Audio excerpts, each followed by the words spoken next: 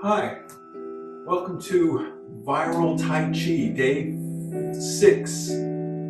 6 days of being holed up in the house. Actually, I went to work yesterday and I worked from the house all weekend. So I'm doing actually more work than I did before I started staying home, but that's another story. I love my yacht. But welcome to Viral Tai Chi. This is, like I said, day 6. It's going to be a while, so time to improve on our Tai Chi.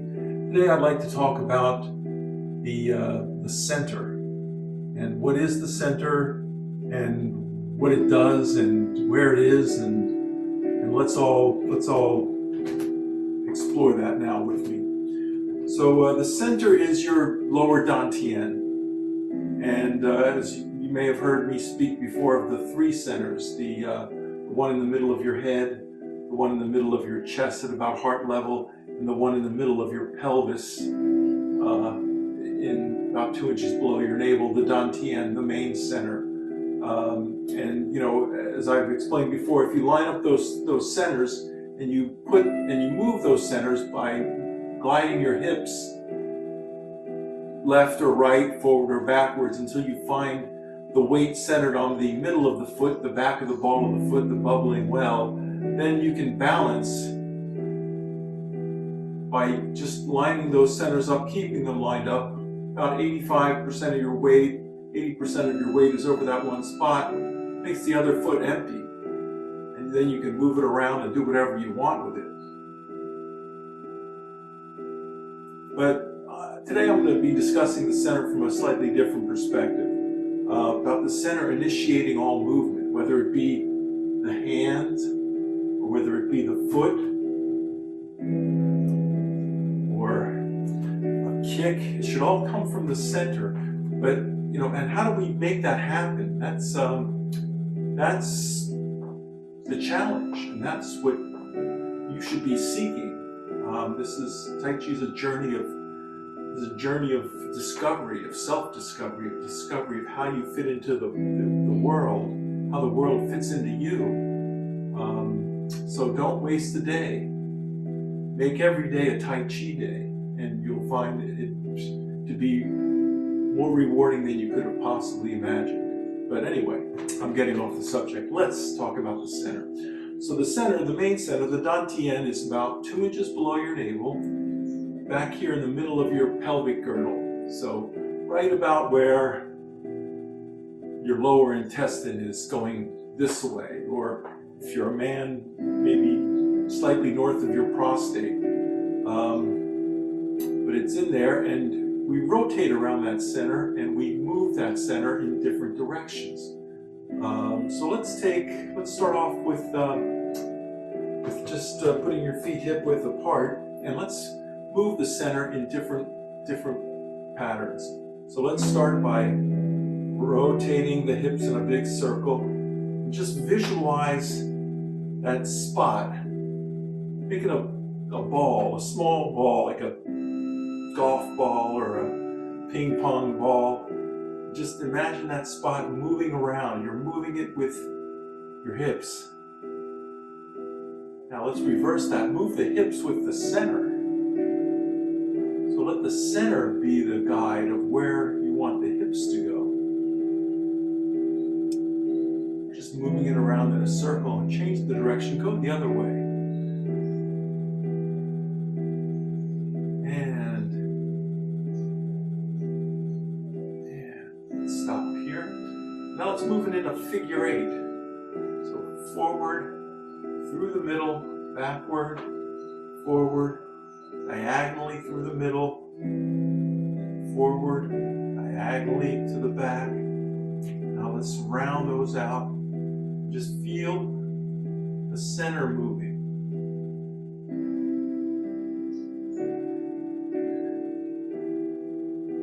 Let's really move it. So bring it here to the middle, move it back, and go around. Back, go around. Back, go around. Maybe that's an easier way to do it. I was having trouble just moving in a figure 8 pattern. This is kind of like two half circles. Move back, go around. Move back, go around. Let's change that, go the other way. Move your center around and forward, around and forward, around and forward, around and forward. Anyway, you can play around with that and just get the sense of that. But in Tai Chi, let's go over some of the positions, some of the postures, and see how the center initiates the movement. Let's start with opening movement, for instance.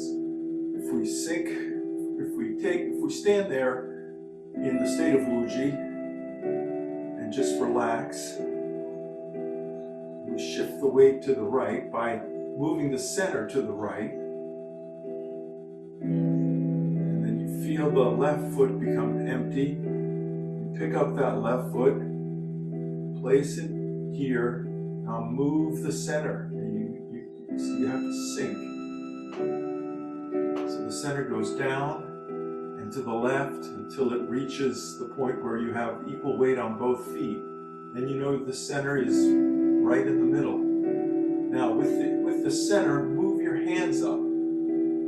So how would you do that?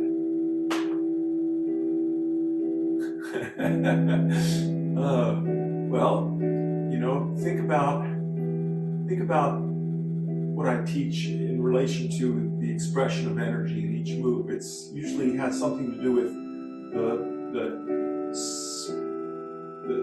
the center turning towards the back and then turning towards the front, and that turning generates the energy. So in here, what we're trying to do, we're not trying to take the energy left to right, we're trying to take the energy up and down. So the hips or the center has to move in this fashion.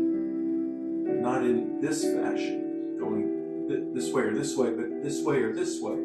So we're going to take the hips and go back, down, forward, and up, and let that motion drive your hands up. So let's let your hands dangle here.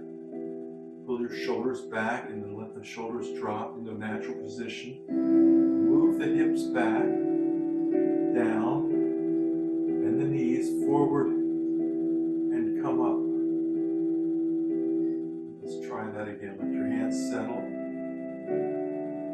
Back, down, up, forward, and up. There. Now, here. The cloud float, your hands down. And then here. Back, down, forward, up. One more time.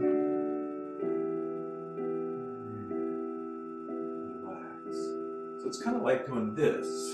You know, if you do bounce up and down, you know, and then take your center and scoop it down and up.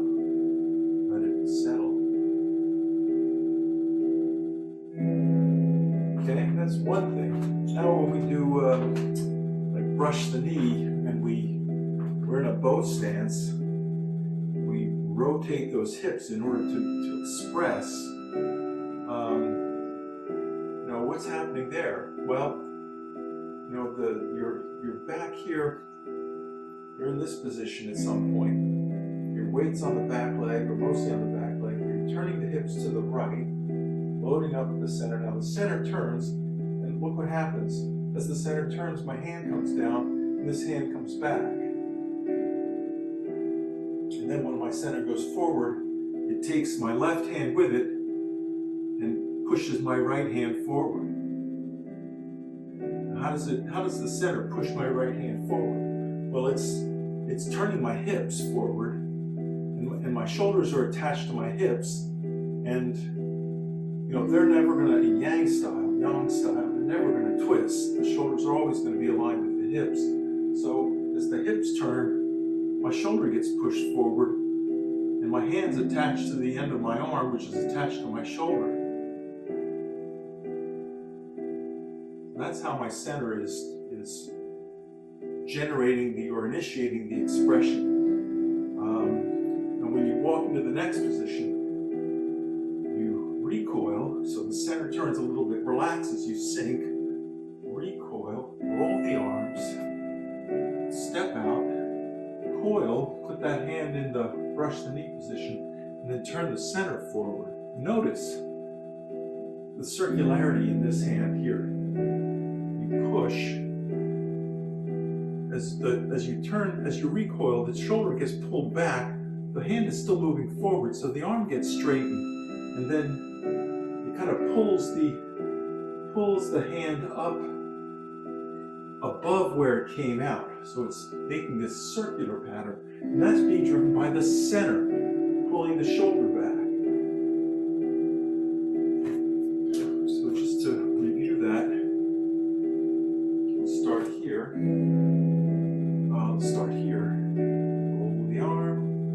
Roll the arm, step out, coil, push, recoil, flare the foot out, step out, coil, push, recoil.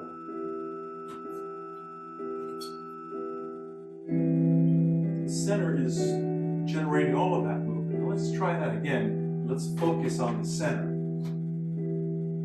So we're here, step out, coil, center turns back, center turns the hips left, center turns the hips right, center recoils and center uncoils. Let's keep putting this right hand down a little early. So from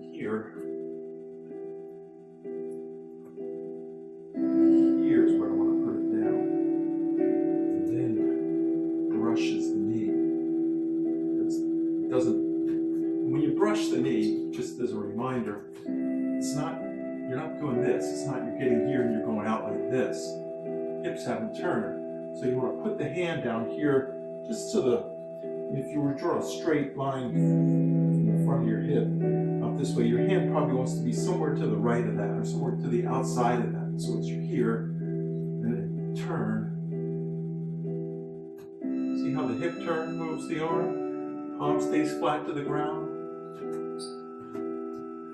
That's brushing the knee.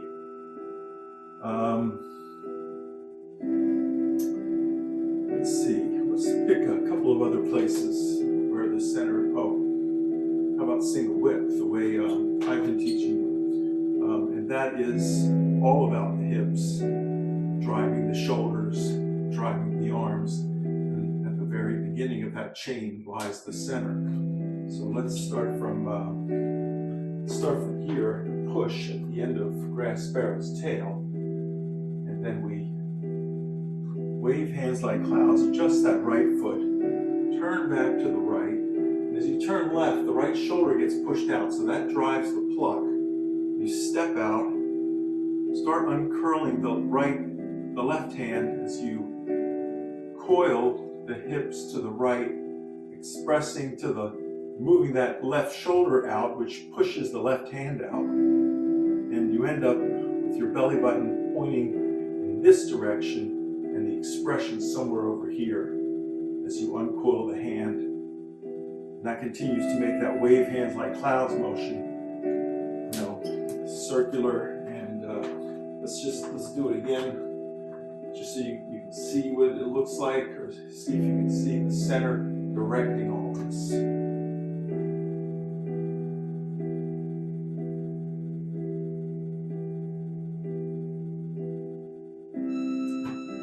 One more time. Let's do it from this side so you see the back. Push, wave hands like clouds, turn right, turn left, turn right.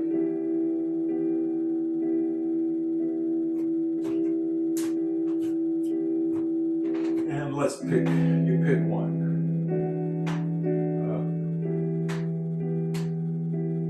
Okay, how about something not in a bow stance, something like,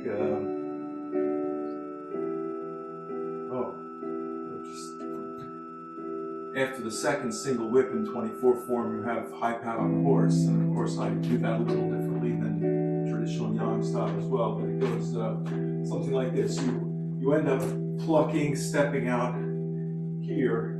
Now watch my hips. They turn to the front as I balance on the left foot, bring my hands into this position, half step with that back foot, sink and turn to the right, and then I turn forward as I pull the left elbow back and push the right hand forward. And of course, what's pushing and pulling those are the shoulders, which are aligned with the hips, which are driven by the center. Let's try that again. So we're here. Hips turn to the front, shoulders turn to the front. Rotate the hands, put the back foot down, turn into it, load up the hips, and then unload them. Step out, spear up, gather in the energy, heel kick.